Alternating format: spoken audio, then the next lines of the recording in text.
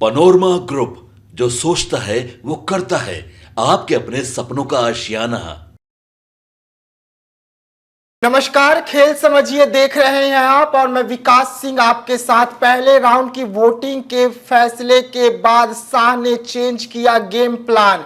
इस लाइन पर होगा चित और पट। अब आखिरकार क्या कुछ है और क्या कुछ उन्होंने प्लान चेंज कर लिया पहले राउंड की वोटिंग के बाद, और आज इस पर हमारे साथ बाबा जानकारी देने के लिए जुड़े हुए हैं। तो हम बाबा के पास चलते। पहले बाबा, पहला राउंड की वोटिंग हो गया, वोटिंग के तुरंत बाद अमित शाह ने अपना प्लान पूरा चेंज कर लिया है। क्या कारण है कि बिहार में उन्हें प्लान चेंज करना पड़ गया? विकास, सबसे पहले तो आपको याद दिलाना चाहेंगे, और आप याद दिलाएगा तो निश्चित रूप से भारत लाइव के दर्शकों को भी याद आ जाएगा जी।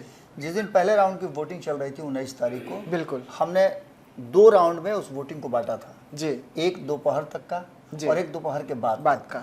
हमने आपको बताया था, आप एक वरिष्ठ पत्रकार भी हमारे साथ थे जी।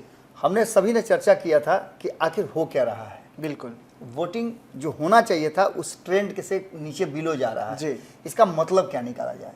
कई बातें सामने आई कि हो सकता है कि गर्मी के वजह से हो सकता है कि और भी कई तरह की बातें हों, लेकिन वोटर का टर्नआउट नहीं होना और इस बात को लेकर के कि 10 साल के बाद मोदी की गारंटी पर वोट हो रहा है, कहीं ना कहीं नरेंद्र मोदी और उनकी टीम के लिए चिंता का विषय जरूर है। बिल्कुल, कई लोगों का इंटरनली आपने भी जी रिपोर्ट लिया है, कई लोगों से आप बातचीत किए हैं, और मेरे साथ तो लगातार इन क्षेत्र के लोगों से, चारों क्षेत्र के लोगों से बातचीत होती रही है। जी।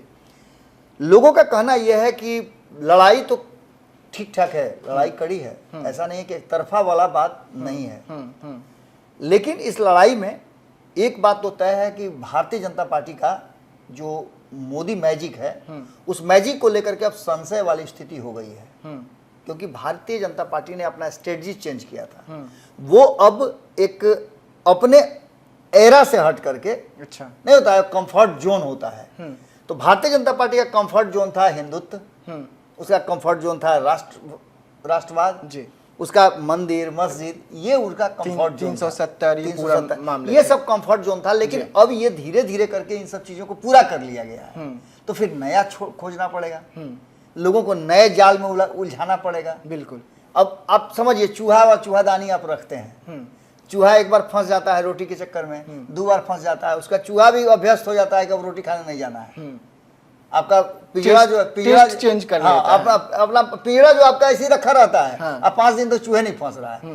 वही हाल हुआ है कि भारतीय जनता पार्टी कोशिश तो बहुत कर रही थी, एक नया दिया गया था कि मोदी की गारंटी, उस गारंटी को लेकर के लोगों में कुछ हद तक जो लोग मोदी के पहले से ही समर्थक रहे हैं, वो लोग तो गारंटी हो या नहीं गारंटी हो, बात खत्म है। बिल्कुल। आपने कई क्षेत्रों में जो सर्वे किया, लोगों से पब्लिक ओपिनियन लिया, उसमें भी ये बातें देख करके सामने आई कि उम्मीदवार से लेना देना कुछ नहीं है, मोदी है तो बस। हाँ, डायरेक्ट बोल रहे हैं कि हम मोदी के सीधे तौर पे जी। लेकिन इससे काम चलने वाला नहीं है। मोदी 543 सीटों पे नहीं लड़ेंगे, बिल्कुल 543 सीटों का काम मोदी नहीं करेंगे। उम्मीदवार में इतनी क्षमता होनी चाहिए कि वो अपने लोगों को, जो केंद्रीय योजनाएं, केंद्रीय जो अनुदान है, केंद्र द्वारा प्रायोजित कार्यक्रम है, उन कार्यक्रम को अपने क्षेत्र में लाए और लोगों को बताए। लेकिन इन सब बातों से अलग सीधी सी बात है कि ये सब कुछ गौन हो गए हैं और 40 सीट लेना है, 40 सीट नहीं लेना है, लड़ाई इसकी हो गई है। और इस लड़ाई में आप मोदी वाले स्टाइल से तो नहीं जीत सकते हैं, क्योंकि मोदी के स्टाइल पर लोग अब समझने लगे हैं बातों को, तो उसके लिए कोई नया स्ट्रेटजी अपनाना पड़ेगा, या फिर आपको उसी पुराने स्ट्रेटजी पर जाना पड़ेगा जहां से आपने शुरुआत किया था। तो उसके लिए सिद्धहस्त व्यक्ति माने जाते हैं अमित शाह। बिल्कुल। अमित शाह को याद होगा, आप तो उस समय नहीं थे, लेकिन मैं पिछले 2 साल से ये बात कह रहा हूँ, जब अमित शाह चुनाव से 2 साल पहले विधानसभा का चुनाव खत्म हुआ था और उसके 6 महीने के बाद जब बिहार दौरा उनका शुरू हुआ और पहले सीमांचल में उनका दौरा शुरू हुआ, पूर्णिया में वो आए थे, तो उसी समय हम और संपादक नमन मिश्रा जी दोनों आदमी ने बैठ करके एक विश्लेषण किया था, जिसमें हमने बताया था कि अब अमित शाह का फोकस जो है एनआरसी, सीए और बिहार और बंगाल के बॉर्डर पर एक नए राज्य की स्थापना है। इस बीच में आपने देखा होगा कि मिथिलांचल राज्य को लेकर के बिल्कुल संघर्ष भी शुरू हुआ। संघर्ष उठा। ये सारी चीजें कहीं ना कहीं एक सिस्टम के तहत जगह पर आ रही हैं। 400 क्यों चाहिए हम बता चुके हैं।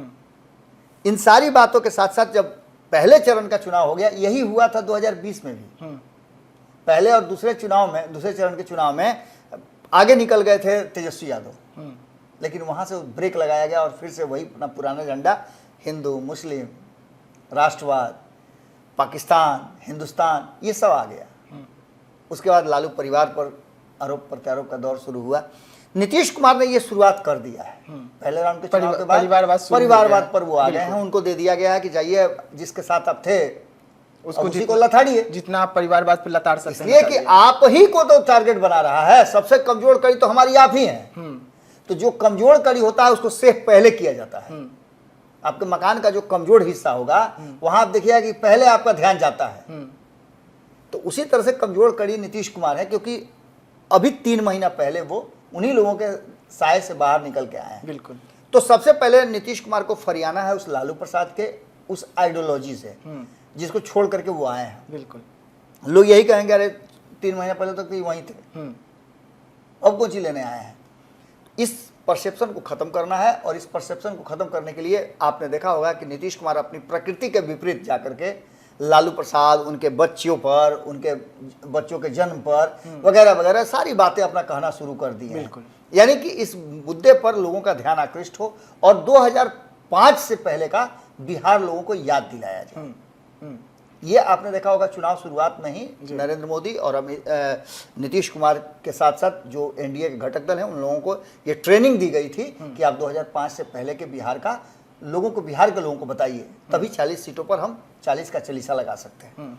ये सारी चीजें होते होते अचानक से जो पहले राउंड का चुनाव हुआ, तो इस चुनाव में ये कहा जाने लगा, दावे जो किए तेजस्वी यादव के चेहरे पर जो चमक नजर आई थी, हारना जितना अलग बात है, लेकिन चुनाव होने के बाद कभी कभी आप देखें ना कि हारने वाले की चर्चा ज्यादा होती है जीतने वाले से। बिल्कुल। तो तेजस्वी यादव ने एक माहौल पिछले चुनाव के 19 तारीख से पहले 3-4 दिन में जो बना लिया, वो नरेंद्र मोदी के 2-2, 3-3 दौरे के से ज्यादा महत्वपूर्ण हो गया था। और उसको लेकर के इस बीच में अमित शाह की कमी खल रही थी। अमित शाह ने फर्स्ट राउंड के चुनाव के बाद से पूरा अपना ग्रैब कर लिया। आज मंच पे अमित शाह और नीतीश कुमार, कल ही आपने देखा होगा कि दोनों एक ही मंच पर थे और दुलाल चंद गोस्वामी माला पहना रहे थे। बिल्कुल। यानी कि ये बताने की कोशिश की गई है कि अमित शाह और नीतीश कुमार में कोई दूरी डिफरेंस नहीं रह गया है, और अमित शाह के हाथ में अब पूरा कमान दे दिया गया है। यानी नीतीश कुमार ने अमित शाह के सामने सरेंडर कर दिया है। ये बातें आप कह सकते हैं। 5 सीटों पे चुनाव जो हो रहा है दूसरे चरण में, वो 5 सीटें जदयू की हैं, जिसमें 3 सीट कांग्रेस के विरुद्ध लड़ना है। थोड़ा लड़ाई आसान हो सकती है, लेकिन 2 सीटें जो उन्हें लड़ना है वो राष्ट्रीय जनता दल के साथ लड़ना है। यहाँ लड़ाई थोड़ी कड़ी है, लेकिन इस लड़ाई में एक लड़ाई पप्पू यादव और थोड़ा सा डाइल्यूट कर देते हैं। अब या तो पप्पू यादव सेकंड नंबर पे आए या फर्स्ट नंबर पे आए, या फिर Santosh Kushwaha first number second number. Purnia में अब जो लड़ाई हो गई है उस लड़ाई को कहीं ना कहीं डाइल्यूट किया गया है, क्योंकि तेजस्वी यादव के बयान के बाद से ये बात साफ नजर आई है कि तेजस्वी यादव ने वहां हैंड्सअप कर दिया है कि उनसे चूक हो गई है। लेकिन पप्पू यादव अगर वहां से चुनाव जीत जाते हैं तो आप समझ ही रहे कि क्या होगा। एक नया यादव नेता पैदा हो जाएगा और एक नए युग की शुरुआत हो जाएगी। कई यादव क्षेत्रों में इस बात की अब चर्चा भी शुरू हो गई है, और भारतीय जनता पार्टी के लिए भी एक कहीं ना कहीं अच्छा माहौल होगा, क्योंकि लालू प्रसाद और तेजस्वी यादव के ऑरा से बाहर निकलने का मौका मिलेगा। अब इसके बाद आप अलग अलग क्षेत्रों की बात कर रहे हैं, तो कहां कौन कमजोर है, लालटेन युग की चर्चा करके कहीं ना कहीं अमित शाह ने एक बार फिर से पुरानी बातों को याद दिलाया है। उन्होंने कहा कि लालू और तेजस्वी पर तो हमला किया ही, राहुल गांधी पर हमला किया, और उन्होंने पाकिस्तान में घुस करके मारने की बात भी की। उन्होंने कहा कि हमने पाकिस्तान में घुस करके उनको मारा। इसके साथ साथ मंडल आयोग की रिपोर्ट पर भी उन्होंने बात किया। जो नया जातीय गणना बिहार में आया है और उसका रिपोर्ट सर्वे हुआ है, जिसमें पिछड़ा और अति पिछड़ा मिला करके लगभग 60-65% से अधिक है, इसको लेकर के वो पूरा का पूरा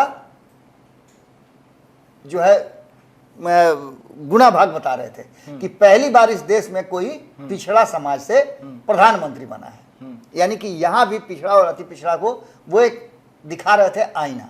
इसके अलावा उन्होंने कहा कि धारा 370, 35 से इसके बाद 3 तलाक, ये सारी चीजें हमने की, क्योंकि वो क्षेत्र आप जानते हैं कि मुस्लिम बहुल क्षेत्र है। महिलाएं निश्चित रूप से भारतीय जनता पार्टी की तरफ थोड़ा शिफ्ट हुई, मुस्लिम महिलाएं बिल्कुल। तो इन सारी बातों के साथ साथ कश्मीर को जोड़ते हुए, कश्मीर को भारत का अभिन्न अंग मानते हुए पूरी तरह से अपने कब्जे में ले लिया। इसके बाद एक डर जो है नई पीढ़ी को, और जिस पीढ़ी ने देखा है मिडिल वर्ग, दोनों को अमित शाह ने यह दिखा दिया कि जब आप जानते हैं कि उनकी सरकार आएगी तो क्या होगा। ये बात कहना ही इस बात की तरफ इशारा करता है कि अमित शाह के मन में कहीं ना कहीं डर है कि ये लड़ाई जो है आसान नहीं है। तो उन्होंने साफ कहा कि यदि आप उन लोगों को जिताते हैं तो फिर क्या होगा, हिंसा होगा, भ्रष्टाचार होगा, अपहरण होगा, पलायन तो हो ही रहा है, अपराध बढ़ जाएंगे, आप रात में दिन में निकल नहीं सकते हैं। ये सारी चीज़ें बता करके कहीं ना कहीं उन्होंने तेजस्वी यादव पर, उनके परिवार पर हमला भी किया। अब इसके बाद तेजस्वी यादव को जैसे ही बात की जानकारी मिली, उन्होंने पूछा गया तो कि क्या सुनने में आ रहा है, बार बार कह रहे हैं कि हवा टाइट कर दिए, हवा टाइट कर दिए क्या? बोले कि एकदम टाइट कर दिए, हमको ज़्यादा कुछ नहीं करना है। बिहार, बंगाल को छोड़ दिया, चूंकि बंगाल तो अब इनके रडार से निकल गया है। बिल्कुल। उत्तर प्रदेश, बिहार और झारखंड, चूंकि झारखंड से लौट करके आए थे तेजस्वी यादव, यहाँ अमित शाह बिहार में हुंकार रहे थे और ये जाकर के झारखंड में हुंकार रहे थे। वहां से लौटने के बाद उन्होंने अमित शाह की जो पूरी स्ट्रेटजी थी, जो जो उन्होंने भाषण में कहा, उन सारी बातों का भारत लाइव पे देख भी सकते हैं, पूरा वो अनकट में लगा हुआ है जी। उसके आधार पर उन्होंने कहा कि इन लोगों की यही प्रकृति रही है राजनीति की, ये लोग मुद्दे की बात नहीं करेंगे। और कहीं ना कहीं रोजगार वाला एक मुद्दा दे करके, भले ही वो नीतीश कुमार की सरकार ने की हो, लेकिन तेजस्वी यादव के आने के बाद उस रोजगार पर बात हुई, वो रोजगार दिए गए, इसका वो पूरी तरह से भजाने में तैयारी कर रहे हैं और महागठबंधन के नेता भी कर रहे हैं। तो इन सारी बातों को लेकर के जब बात होती है तो तेजस्वी यादव 80, 40 और 14 इन सीटों को लेकर के 134 सीट जो हैं, उन 134 सीटों पे भारतीय जनता पार्टी को पीछे ढकेल करके केंद्र की सत्ता से दूर रखने का पूरा प्लान बना रहे हैं। भले ही इस बात को कह लीजिए कि महागठबंधन में पूरी एकजुटता नहीं है, लेकिन इसके बावजूद तेजस्वी यादव पूरी मजबूती के साथ अड़े हुए हैं। और ऐसी स्थिति में ये देखना दिलचस्प होगा कि जो गेम प्लान बनाया था भारतीय जनता पार्टी ने कि स्मूथली सब कुछ सिर्फ मोदी का नाम देकर के, मोदी की गारंटी देकर कर लेंगे, वहां से बात बनती हुई दिखाई नहीं दे रही है। भारतीय जनता पार्टी एक बार फिर से हिंदुस्तान, पाकिस्तान, हिंदू, मुस्लिम, मंदिर, मस्जिद, धारा 370 वहां लौट करके आ गई है। और इसका श्री गणेश कल ही अमित शाह ने कर दिया।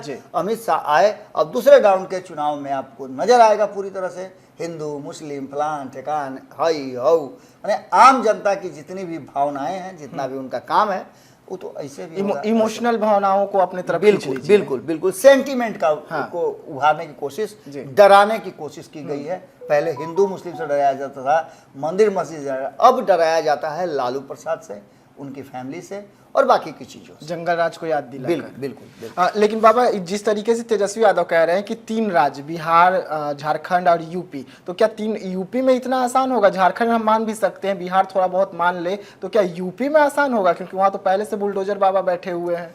देखिए, आसान कहीं नहीं है और मुश्किल भी कहीं नहीं है। ये लोकतंत्र है हुजूर। इस लोकतंत्र में फैसला आपको और हमको करना होता है। ये सिर्फ हमें बता सकते हैं कि आप हमको वोट दीजिए इस कारण से जी, लेकिन अंततः वोट तो लोगों को देना है ना। आपने पूछा कि आप फलाने को वोट दे रहे हैं, तो लोगों ने कहा कि ना, हम उसको कहाँ दे रहे हैं, हम तो फलाने को वोट दे रहे हैं जी। यानी कि हम कैंडिडेट को वोट नहीं दे रहे हैं, हम मोदी को वोट दे रहे हैं। बहुत सारे तो लोगों ने, जिन लोगों के दिमाग में ये बात बैठा हुआ है कि हमको मोदी को ही देना है, तो मोदी वहां किसी को भी खड़ा कर दें। और उसमें से कुछ लोग ऐसे भी थे वो जो सीधा कह रहे थे कि हम धारा 370 मोदी हटाए, राम मंदिर बनाए, इस पर हम जा रहे हैं, हम राष्ट्रवाद पे जा रहे हैं। बिल्कुल।